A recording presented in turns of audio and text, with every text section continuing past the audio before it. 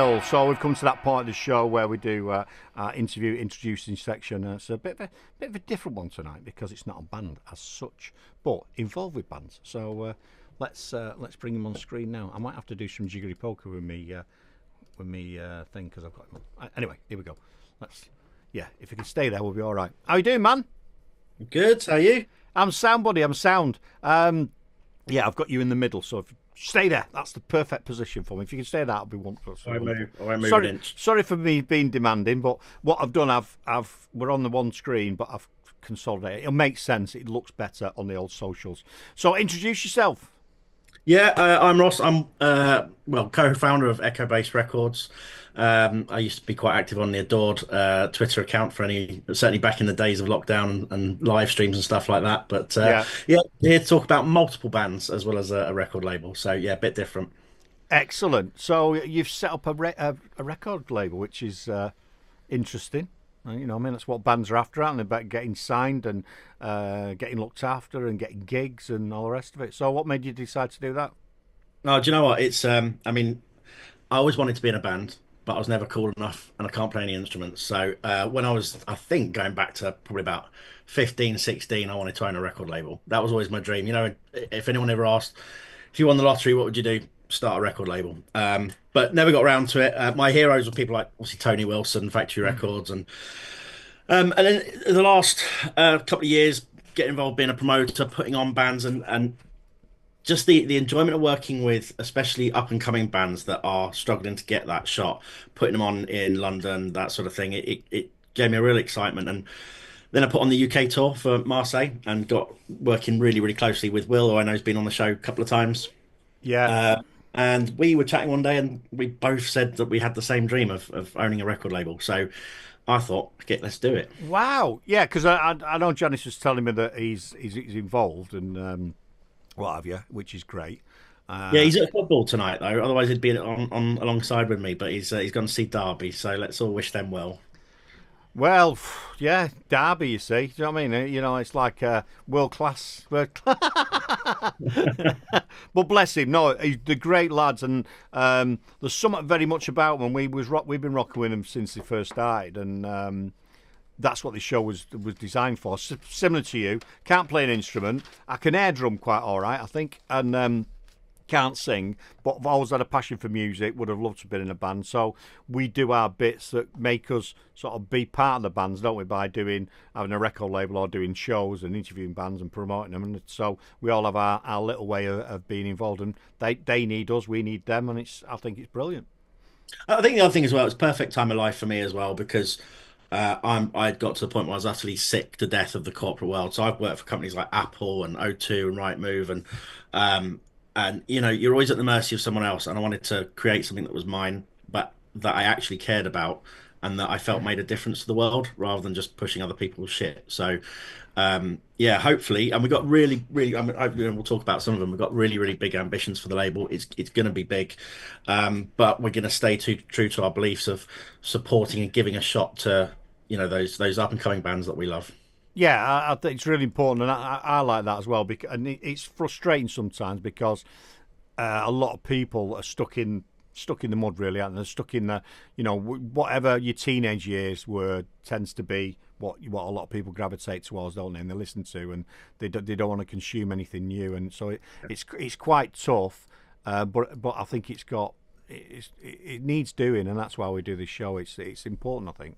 It's great. I mean, I found the scene is definitely alive, in the guitar world at the moment, and I've noticed a huge transition from myself just to listening to the same old, like you were saying, the same old stuff for years and years and years. I had my music collection, and it's quite a broad music collection because I'm a DJ as well, so I've got quite a big.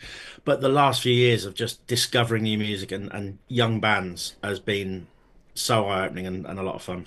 Yeah, brilliant, and let's be fair, they're the ones that have got a chance of breaking it or breaking through that ceiling are the younger bands, aren't they? Got some cracker, more mature bands, and for them to make it is really difficult because you're trying to appeal who's consuming the music, who are and it tends to be the younger generation, and they tend to look at their peers, don't they, and go, "Wish I could be in a band really like these." Yeah, and if they're not shiny and new and young, there's a lot of people that will pass them by, and I mean, to be honest, that's true of any band. It's so difficult to get that leg up, and that's one thing that we started doing as promoters, trying to give, especially from out of London, because London's a great market to crack, and so we like to put on bands whether from Manchester or Birmingham or whatever, and give them that first shot. Shed Project, their first ever gig was with me in London, and it was incredible. And a few weeks ago, we had Charm. It absolutely knocked the roof off the place. It was incredible. So, yeah, it's been really fun doing those sorts of things. And now the next evolution, it's that next level. It's being a label. That's amazing. It's amazing. I've got a couple of questions. This guy gets it. I've got a fun fact, by the way, if you want one. Oh, fun fact. Go on. Then you got a fun fact. Go on. Yeah, so I mean, I think we probably caused a bit of confusion because we've got Echo Bass Music, which is the promoter wing, and we've got Echo Bass Records. Lane, who works on the Echo Bass Music side, so he's putting on our whole live agenda next year. His granddad, and this only appeals to certain people. Whenever I tell young bands this, and not got a clue, his granddad is Russ Abbott. Really? Yeah, man, really cool. Oh, gotta love Russ, haven't you? Russ, oh, absolutely brilliant. I think he's one of those Marmite characters, isn't he? You either like him or hate him, but some of his stuff is brilliant. You'll have to be. That should be part of the induction if they want to join the label. They should have to sit and watch a bit of Russ Abbott. I know what we're going to hopefully try and do. I mean, it's not going to happen, but I keep saying to Lane, we want to get Russ Abbott out of retirement and featuring in a cover of his song "Atmosphere" by one of our bands. It'd be great. Oh my god, that'd be fucking brilliant. Can I be in the video? Oh, Manta Ray, we love a party with a happy atmosphere. There you go. We're gonna have to play it, aren't we? Hang on, I've got questions up here. They're going past. Here we go. Oh, Julie Smith's asked for a track, and she must be Dutch because she says Goravon. Yeah, and then I wrote, Dutch. She's requesting a track. It's not a request show, sorry. This is a created show by our producer Janice. What have we got? Manta Ray said, "How does a label actually make any money now?" Very good question, and that's something I'm trying to Work out. work out at the moment as I build the business plan. But do you know what? It needs a lot of money. We've been able to fund a few things, a few projects so far, but we're going to need to continue to grow money in order to reinvest it back into the artist because production costs a fortune, music videos cost a fortune. Just making the vinyls and everything else like that, it costs a lot of money, but. I think the big thing, it's not Spotify, to be absolutely clear. It's No, not. no, no, no. Yeah, frustrates me when it's not Spotify. And it's one of the things that we're obviously in the grand scheme of things, we're a tiny label, but we want to put a dent in the universe and try and get as big as we can and try and influence the music industry. So one of the things that we're going to be focused on is trying to get as much out physically as possible, and trying to shift the market a little bit, even if it's within our fan base. Try and shift people even into buying digital tracks because there's still more money for the artist in that than there is on the 0.00001 penny you get on Yeah. streaming it. We'll probably do things like exclusive tracks that you can buy. So we'll put out the single. We want to bring B-sides back in a big way as well. And just go a bit old school with things really and take things like the labels that I love, Factory and Creation, and I'm quite close to Heavenly Recordings as well. Just seeing the cool stuff, the different things that they do. But there's loads of other ways. It's obviously, it's merch and it's other bits and bobs like that. But sync deals, if we can get one of these bands on an ad, then It's funny because we was talking about this last night, me and Ollie, about sync and what's the future of music, how to make money. Because, excuse me, that's one reason why we do this show, and this is what this is about. It's about trying to break through and trying to give bands a platform and give them another way people to consume and go away and look at it. There's people that listen to this show when we first started doing it, which was a different is an 80 show I used to do at one point, and then we stopped and started doing this in the day, and we moved it to night time. Anyway, and a few was like, "Oh, don't stop doing that show." I was got totally fed up of doing it, totally bored with it. And then there was one or two critics saying, "Don't stop it." Have gone, "This is amazing." They're discovering bands that they would never listen to. They're consuming it. They're getting behind them, and it's brilliant. So But yeah, we've got to be clever with it. I think one of the things we have been able to pull off is a global distribution deal, which for a tiny label that's just started out, I think is a real big deal. So nice. our physical distribution feeds through the Proper Music Network, which is the biggest in the country. And on our digital platforms, we're going out with Virgin Music Group. So we're in more stores, more potential. So I guess that's a reason for a band to sign with us, right? That we can get that bigger reach than they'd be able to Nice, get kind of nice. DIY world. Nice. I've got a question here from our producer. Says, "Who's already signed?" She already knows the answer, but no one else does. I know. I'm liking the T-shirt, man. Like, I need to get one of them. Yeah, Who is got a al- rep. Who is already Um, signed up with Echo Base Records? well, we've got obviously Marseille because Yeah. he's part of it, so it makes sense that we've got Marseille on the label, and some really exciting stuff from them next year. I'm not going to go into too many details, but all will be revealed soon. Um, Standard Sound Project. I know you had Reed on a couple of months ago, and there's no music to tease you with yet, but I tell you what, it is another level. It's out of this world, some of the stuff we're working on. So we're getting him in the studio very, very soon to try and get some music out there. Yon Mon, we've been doing a bit of work with. Oh, love him. Love Roy. Ray's Yeah. brilliant, isn't he? Obviously, me and Roy go back a while now. I'm putting Oh, on the dear. first gig and Yeah, all oh, that yeah, stuff. yeah. So yeah, we've got another one that we're holding back. So they're signed, but we're doing a whole big relaunch in January. So it's kind of watch this space, and then there's a few other artists that we're in very sort of hopefully close negotiations with at the moment. But we want to keep going. We can't overstretch ourselves, but we will grow the label accordingly No, with it plans. it takes time, and you've got and you're right. Don't overreach yourselves. But we're working on something in the background, so I'd love to get you in. You know, what I mean, chat to you at some point and see what we're doing there. And we've got a little indie show planned in a couple of months, which is bringing. What I've decided to do is try and bring presenters from do their own stuff everywhere else, bring them onto one day, and we'll do something there. So let's try and break through by getting some focus on us. So there's all sorts of stuff going on. One of the things that's one of the things I wanted to say, I guess, is and one of the frustrations I get in the music world is how many people gatekeep sometimes. And actually, we all love music, supposedly. So what's wrong with collaborating? I, I get really so fed up with, we want to save venues. Yes, we want to save venues, but then venues don't do enough to help promoters, and promoters don't do I enough to know. help It's, artists. and we had this discussion. I was talking to Ollie from Lele Records last night. I was having the same conversation. I want to try and create something which is, if you look at what other people do in other areas and what they've done, Joe Rogan's a classic example. Always very competitive in the comedian circuits, all against it. And he's like, "Why are you all arguing? Why are you all, you know what I mean, against each other? Let's all come together. Let's. This is all us. If we all come as a unit, guess what? We can just keep going and keep going and keep going." So I want to look at doing something like that, and I think that's what you sound like you're doing as well. Yeah, I mean, even I've been having meetings with other record labels to just see where we can support each other, where we can overlap, because Yeah. it's not about, especially if you're not in the exact same space, helping each other out a bit more. Brilliant. Manta Ray, he's a band, and he basically says, "Love this guy's passion for what he's doing." Yeah, yeah, brilliant. I do as well. It's fantastic. There's a lot of people talking about atmosphere. You better get the biggest. Fuck the label. Let's just talk about Ross Abbott. Yeah, I've actually added it to the playlist because I think we'll have a little snippet of it in a minute. Oh, Lane, I love that. I know. Lane's watching. Lane's watching, so I love that. We got to get him. We've got. That's got to happen. You've got to get that sorted. And if you can't get Russ Abbott, get a Russ Abbott lookalike to do it instead. Do you know what I mean? Just pretend. Just tell him, yeah, you're doing it, man. Your manager said you got to do it. Oh, that'd be absolutely genius. Be wonderful. So sounds like you're gonna be busy for a bit. Yeah, man. Hopefully, well, that's the plan. I mean, it's kind of turned into a full-time job already, which is great. And now that this is what I do. I don't do Nice. the other stuff. I'm finding other ways to kind of pay the bills and mortgage, and I've given up the selling my soul to some shit corporate company, and Yeah.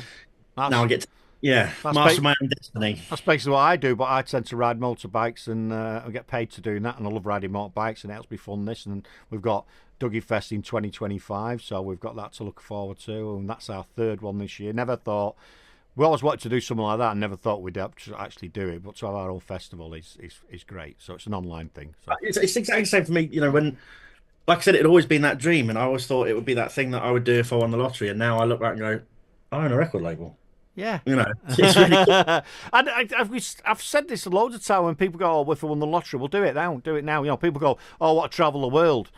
but I can't afford. I got no money. Well, you can travel the world if you're prepared to go and work in kitchens in France and Spain and don't know, sweep some floors or do a bit of housekeeping somewhere. You could travel the world. We know we're starting off with virtually nothing because, but You got to just break the wheel. You just got to, like I said, I was for my whole career. Oh, I couldn't do that because I've got, I'm on the ladder of it. And then fuck it, get off the ladder, do something else. yeah, mate, the money and the ladder is. I've done that. I've been there, and it made me ill. So I don't want that. Don't want that. We have actually asked Marseille to do Dougie Fest 25, but we're waiting for an answer from them. We are waiting for an answer. Yeah. Yeah, we'll get that answer to you tomorrow. Good. Good. Tell them to stop dicking about and have a say yes or no. We won't be offended either way, but we'd love to have them at Dougie Fest. One of our bands that I was thinking. One thing I will just say about Marseille, it's obviously it's going to be a massive year for them next year. I know. And And if they can't, they can't. But it'd be lovely if oh they could. no. So absolutely, it's at the moment we're in a lot of sort of planning of what live dates are going to take place and stuff like that. There's like I said, I can't say too much, but we're putting a lot of effort into Sound. next year. And happen next I've got a feeling it's not going to happen. If it doesn't, it means there's another band in the wings that we really want to. We don't want to have too many bands on. We don't want to have too many on this year. And there's another band that we want on. So if they say no, if they're available, we will absolutely do it. perfect, because they're great guys. However, regardless, I hope they do bloody well because I like what they did with the tour where they actually brought other bands in, local bands. So. Subterranean, who are going to be at Dougie Fest, they had them on one of their gigs, and some of the other bands, local bands. I think that was brilliant what they've done there because you're getting some local guys coming in as well. So yeah, absolutely brilliant. How did the tour go for them? Oh, it was amazing. I mean, we didn't think in a billion years we'd sell out Brighton because they'd only ever played it once, but we did, and we had a band called Looking Glass Alice who were on there, and I absolutely love them. They're a mixture of 60s psychedelic and acid house sort of sounds. They were great. Sold out Birmingham. God, the atmosphere in Birmingham was incredible.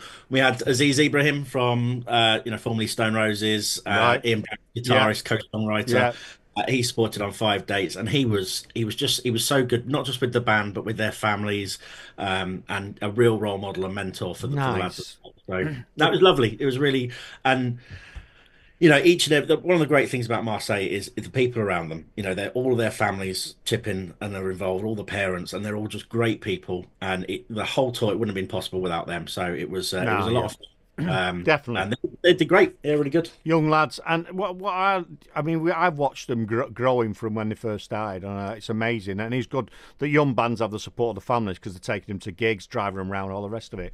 But what we've liked, me and Janice, is the way that they've developed over the last year or so, where they started off doing a certain sound, and you can tell they're growing and they're getting more confident in what they're doing, and it's just a joy to see. And it'd be great if they'd made it. If they smashed through, it'd be absolutely wonderful. It'd be lovely to see that. I mean, I wouldn't have gone into starting a label with, Will, if I didn't absolutely 100% believe in him, not just in his ability as a musician, but he's an exceptionally bright Driven. guy. Yeah. Yeah, very driven, and he'll hold his own as well when we're having our regular meetings. If he believes in something, he'll stand by that, and we'll find the right way through that we both agree on. And I think he's yeah. Hopefully, he doesn't watch this back because I don't want to be too nice about him. But no, he's a great. He better. I'd watch it back. I've got another question here. This is good. This comes from Lile Records, and he basically says, "What's your pet peeve with bands?" I could tell a really funny story. Oh, good. I like them. So obviously this comes from the promoter world, and almost every band I've ever worked with has been an absolute dream, bar one. And they won't watch this, so it's fine. I'm not going to say who they are. You don't have to say who they are. You lies. Don't believe in doing that. But Oh, when doing the advancing for the gig, and all that sort of tackle, all their tech spec set up before the gig, they stuck at the bottom the rider that they wanted, which was a vegetarian meal, some options of meat and fish, a selection of soft drinks, adequate supply of bottled water. They listed several spirits, some beers. Who the fuck are you, Beyonce? Like, what? This is for a 200 cap venue, which, by the way, this was their second gig ever, and they were third on the lineup, and that was their demands. They turned up so arrogant, and then said, "So there's no food?" Then I went, "Yeah, there's a place around the corner." But I mean, the what challenge fucking with promoters. what planet? I mean, sometimes you go to gigs and they have in the green room, might have a beer fridge and they'll have a few beers in there and everything. You can get tucked into that. But Look, we when we put on a show, we make sure that the fridges are full all the time because we make every single night we want it to be about fun for the crowd, for the fans that come along, but great fun for the bands and for us. So we fill the fridge. We have a few as well, and every single band, whether it's Syracuse or Charm, like I said, I could go on all day for the bands that we've worked with that have had such a great time. Anyway, this lot have got virtually no profile on social media, all of these demands, and they're off into the studio after playing 2 gigs to go and write a double album, which no one will listen to. fucking deluded, man. Bizarre. Deluded. As soon as he said they wanted a vegan meal, I'd have said you're not on the bill anymore. Let's fuck off. I had that the other day. I went for a bacon butty and I posted it on because of me riding, and it had black pudding on it and bacon. And one of my friends posted on, do they do vegan dishes as well? I says, no, they don't serve the mentally ill at this establishment. You're all right. I have to go on. But riders, absolutely nutters, aren't they? But no, do you know what? The thing is, it's a tough industry, and especially at the moment with cost of living and stuff, it's tough for venues, it's tough for promoters, it's tough for bands. It's really tough for bands because they earn bugger all from most of the gigs they do. Correct. At least have some realistic expectations, and don't be an arsehole to the people you work with because you never know where it's going to come and bite you down the line. Yeah, and to after a couple of tracks, you could understand it if you've got a big band on that. You know what I mean? Who are going to pull the crowd in, and it's a few thousand people there. Then you can have a rider, can't you? You can have stuff. I mean, we had a jokey one we did Dougie Fest. They said they wanted. Was it brown M&Ms? They only wanted brown M&Ms. So Janice, right, and it was a piss take. Janice went to the shop and bought a load of packets of M&Ms and emptied them out, and she ended up with a bowl of just brown M&Ms and given to him. So I was like, you know what I mean? But that was a bit of a laugh, bit of a joke. And we sometimes ask bands what would their riders be, and like, what I can't remember what the band was, but he says KFC. He said, but I want a throne made out of KFC buckets full of chicken. Well, I mean, now you're talking. And I was like, that is that's brilliant. So we had a gig recently. I think we ended up spending 90 quid on beers for the fridges. That's we want to make things a good environment cool. when we put on a gig. Cool. But it was just like I said, the level of expectation, and it goes back to that bit about working better with each other. Stop taking the piss out of each other. There are shit promoters that take the piss out of young bands, and it does my head in. There are labels that take the piss and milk their artists. Yeah. And that was another reason why we wanted to start this. We wanted to be better. We wanted to be different than the others. And that's why we talk about being artist-led. I bang on about our values all the time because it's something that is, we built the label out of values about being better for the artist, treating people better. And so, yeah, that's something that we believe in, and it's when we don't see that, that's when I get annoyed. Wonderful, right? So if if there's bands out there, because obviously you're stepping slowly, you're not going stupid. That if are you open for people to approach you, where's the best place for people to get hold of you? Yeah, absolutely. Get on the list. Hey, so if follow us on socials, obviously we're on Insta, we're on TikTok. X and all that, but go on our website echobaserecords.com. There's actually right at the bottom it says for demo submissions, email demo@echobaserecords.com. So yeah, we'll listen to anything. Nice. And while we've got a load of indie kind of groups on the label at the moment, I've got a very diverse and eclectic taste. We're kind of open to all sorts, really. Love it. Now, normally we ask the bands to, you normally ask them up front, have you got a track that you want playing? It's got to be a Marseille track, and it's got to be, I think. Or it could be anything, actually. It doesn't have to be a Marseille track, but an indie-based track. What would you like to play? Whilst you're thinking, I'm just going to play a little bit of this.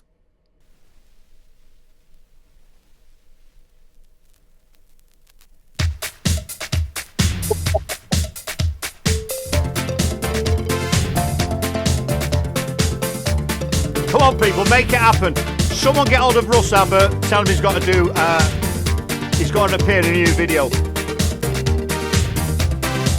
Oh, what an atmosphere.